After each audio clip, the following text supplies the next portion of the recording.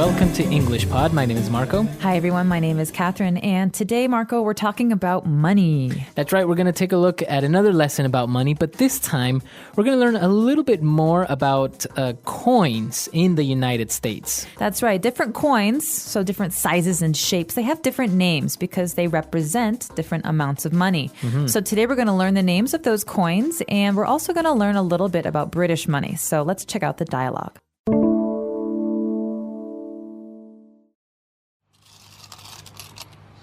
Help me organize these coins? That's a lot of money. What'd you do, break the piggy bank? Yeah, I'm going to go to the bank and change it for bills, but first I have to separate them into little piles. Okay. I'll find all the quarters and dimes while you sort the nickels and pennies. Great, then we can add everything up and take it to the bank. I found some coins that are not from here. Oh yeah, those are from my trip to London. I have like 90 pence, but in all it won't add up to £1.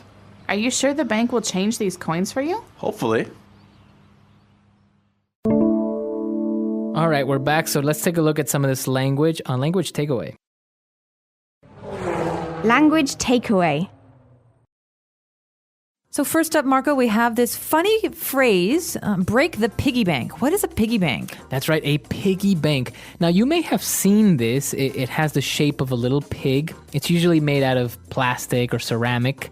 And it has a little hole at the top where you can put in coins and just basically save your money there. All right, so this is a pig-shaped bank, but it's a bank you keep in your room. Mostly children have these, right? Yeah, so if you want to save your change or you want to save some of your coins that you have or teach your children about saving money, then usually they have a little piggy bank where they can store their money. So when you break the piggy bank, usually these were made of ceramic. So to spend the money, you have to decide when it's very, very special or important. So you have to break the entire bank. Right. And that's when you take all the coins you've been saving. Exactly, because they didn't really have a little hole where you could take it out from. So when you wanted to take your money out, you literally had to, break it. Break it. All right. So that's the piggy bank. But what do we store inside a piggy bank? We don't store bills, do we? That's right. No, we store coins. So this is an interesting word, bill, like the name Bill Clinton, for example. Bills are the paper money that we use. All right, but not capitalized like a name because this is a common noun. Bills represent all paper money. So I could ask for change. Could I have the change in bills, please? That's right. And if I'm at a store, they'll give me bills, maybe a $5 bill, a $10 bill. And this also counts for other currencies. So if I'm in China, I might get my renminbi, my yuan, in bills. So it's just a general name for paper money. That's right. So, but what we store in the piggy bank are coins. Now, talking specifically about the types of coins or the different amounts that these represent, let's take a look at those more in detail.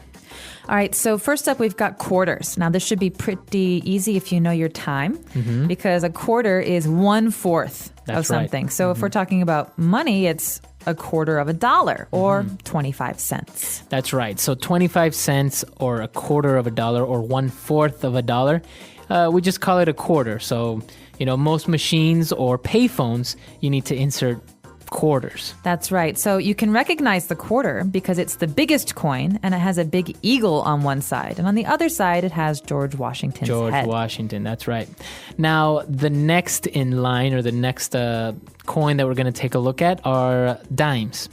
Dimes. Now, these are also recognizable because they're the smallest coins, but that does not mean they're the smallest amount. Right. Dimes are actually the second largest. They're 10 cents. They're 10 cents or 1/10 of a dollar. And so you can say they're 10 cents or you can say dime. So do you have, I don't know, if you have 10 dimes, that means you got a dollar. That's right. 10 dimes equal $1. And the face on the dime is Thomas Jefferson? Alexander Hamilton. I don't know. No, he was the first, he created basically the Department of the Treasury, but Thomas Jefferson is on another coin, and that's what we're going to look at next. That's right, the nickel. The nickel is like the metal, nickel. And so this one is a little bit bigger than the dime, but not as big as the quarter. Right. I think it's a little bit thicker, maybe. It is thicker, but it's not as much money. A nickel is 5 cents. 5 cents. So 1/20th of a dollar. That's right, 1/20th of a dollar. So this is what we call a nickel. So you would call this coin, you would say, hey, do you have any nickels? Dimes and nickels usually go together. I don't know why. Nickels and dimes. Nickels yeah. and dimes. He's counting his nickels and dimes means he doesn't have very much money. That's right. So yeah, and then on this coin, you have the face of Thomas Jefferson. That's right. Okay. And finally, we have the only coin that's not silver colored. It's actually more of a copper color. That would be the penny. The penny, that's right. 1 cent or 1 penny is the smallest of the coins, and actually you need 100 of these to make $1. That's right. So this is very unique because it's a different color. It's the smallest amount. And the face on this coin, do you know this one? Yes, this one is Abraham Lincoln. Correct. All right. So we've got all these important people. All of them were presidents, actually, except for Alexander Hamilton. That's right. And actually, I think Alexander Hamilton looks good. Better than the rest. I don't know He was why. a pretty handsome Yeah. man. Actually, no, he was said to be very funny looking, I think. Yeah. So actually, all of these coins, you can call them by these names, and everyone will recognize them, especially in the U.S. Now, I don't really think they apply to any other country, as we saw later on. For example, money in England or the United Kingdom. But usually in the U.S., if you say, "Hey, do you have any spare change, or do you have any nickels and dimes?" Then Or could I borrow a penny? Can I borrow a penny? Actually, in the U.S., they have these little things called "take a penny, leave a penny," right? Or give a penny, take a penny. Yeah. You see these because pennies are not worth very much money, and oftentimes people will leave a penny, and if you have something costs 26 cents, but you only have a quarter, you can take a penny and then spend that. Right. So they're basically free pennies. Right. You might see in a store. And then also, if you get change, maybe you don't want to carry those pennies around or that change, so you just leave that there. And then, it's kind of a way of recycling this small amount of money, which is very interesting. It is very interesting. But we're going to actually take a look at some British currency. So let's take another listen to the dialogue, and when we come back, we'll explore that.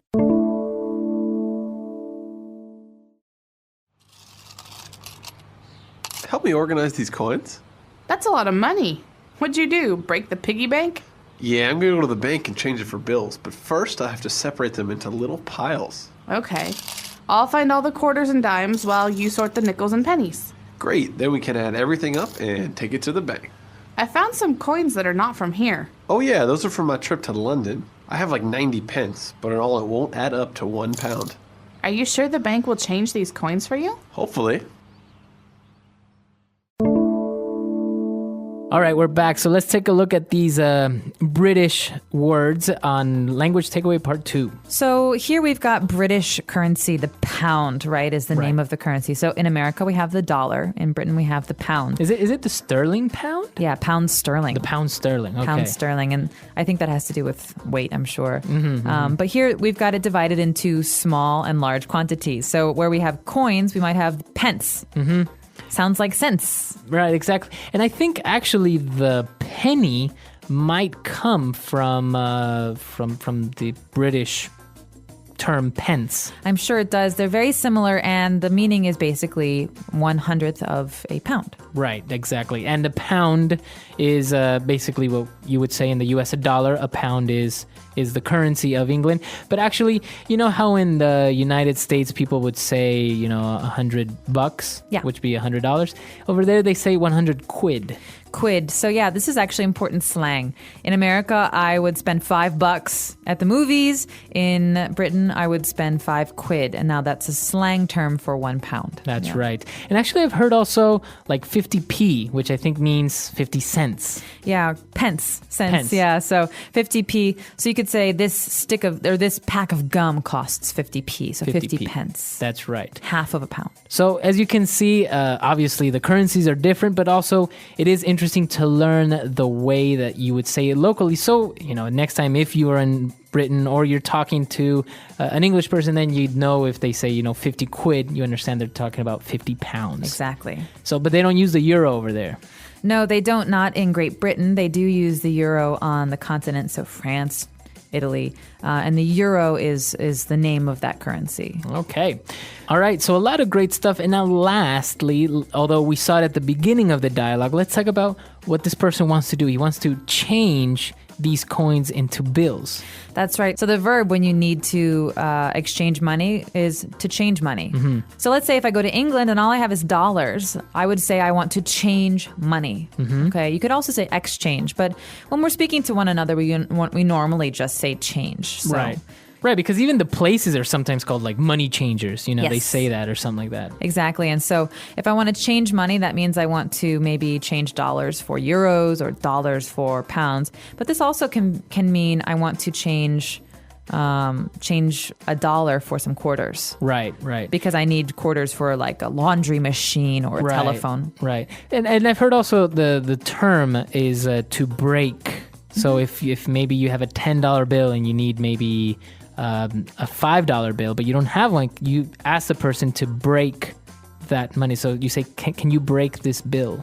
Yeah, and that actually makes sense because a bill, normally you break something that's big into smaller pieces. So if you think about it, if I break a glass, it becomes many pieces. Well, if I break a $5 bill, I want maybe $1. I get 5 of those. There's one piece and then it breaks into many pieces.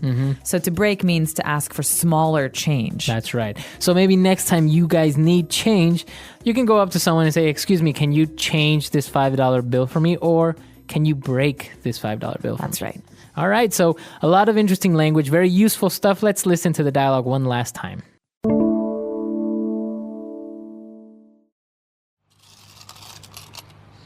Help me organize these coins. That's a lot of money. What'd you do? Break the piggy bank? Yeah, I'm going to go to the bank and change it for bills, but first I have to separate them into little piles. Okay. I'll find all the quarters and dimes while you sort the nickels and pennies. Great, then we can add everything up and take it to the bank. I found some coins that are not from here. Oh yeah, those are from my trip to London. I have like 90 pence, but in all it won't add up to £1. Are you sure the bank will change these coins for you? Hopefully. All right, coming back to the topic now. You seem to know a lot about this stuff. Let's test your knowledge here. On the $100 bill, who do we find? What president or one person? Benjamin Franklin. That's right.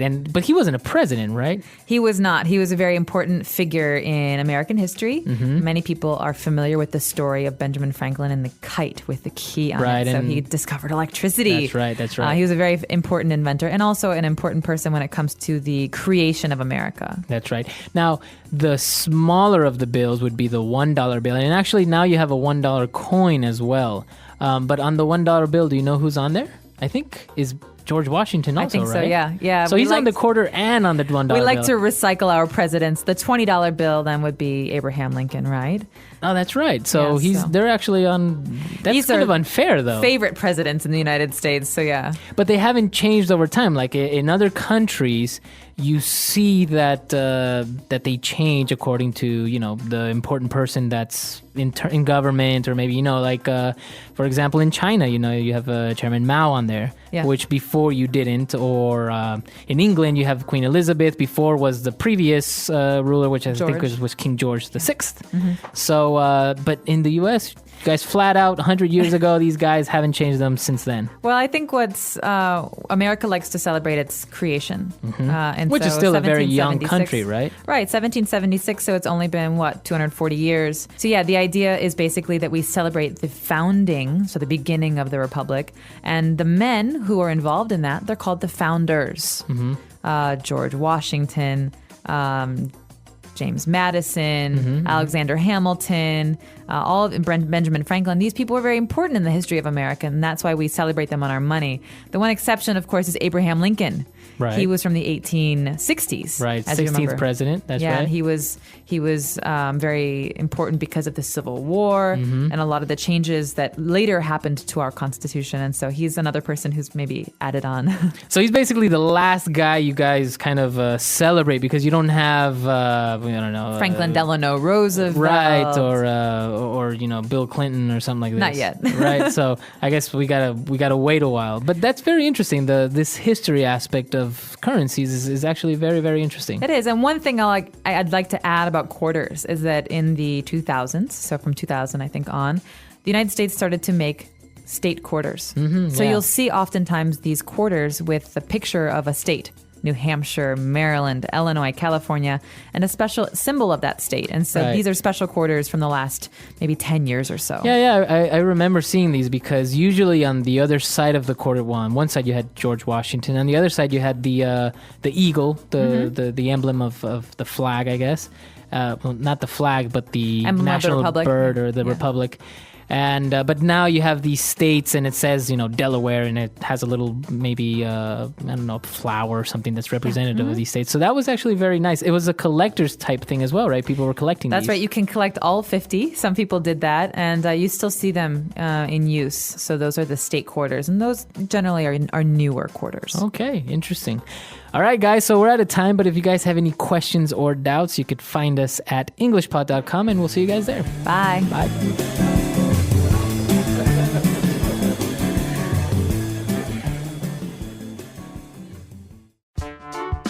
The English Pod Audio Review. Listen to the meaning, then say the vocabulary word. A small round piece of money usually made from metal. Coin. A small container used to store coins. Piggy bank. Form of money that is made from paper. Bill. A coin worth 1/4 of a dollar. Quarter. A coin worth 1/10 of a dollar. Dime. A coin worth 1/20th of a dollar. Nickel. A coin that is worth 1 cent or 1/100th of a dollar. Penny. Let's try that faster. A small round piece of money usually made from metal. Coin. Form of money that is made from paper. Bill. A coin worth 1/4 of a dollar. Quarter. A coin worth 1/10 of a dollar. Dime. A coin that is worth 1 cent or 1/100th of a dollar. Penny. A coin worth 1/20th of a dollar. Nickel. A small container used to store coins. Piggy bank.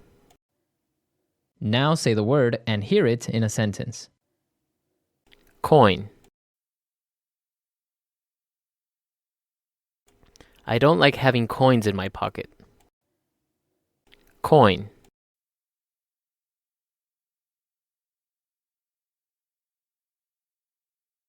Some rare or old coins are worth more than their face value now. Coin. I used to collect stamps and coins when I was younger.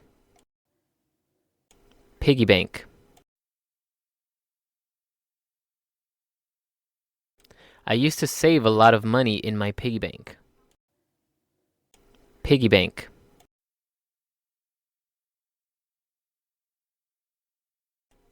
I bought my son a piggy bank so he could learn how to save. Piggy bank.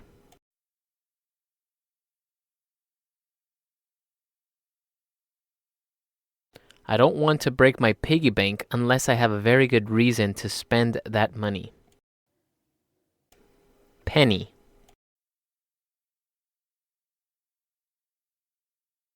I remember when gumballs used to cost a penny. Penny.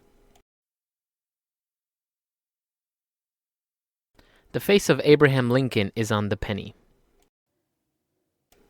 Penny.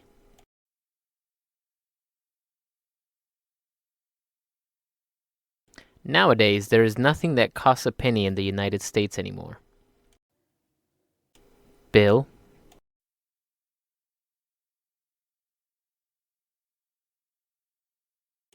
The $100 bill is the highest denomination in the American currency. Bill. Can you change this $50 bill for me? Bill.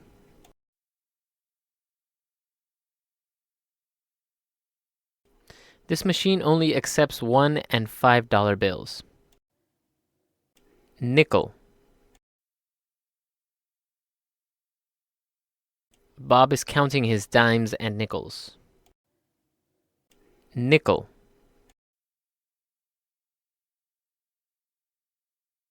Gas prices will go up a nickel per liter tomorrow. Nickel. Do you have a nickel I could borrow?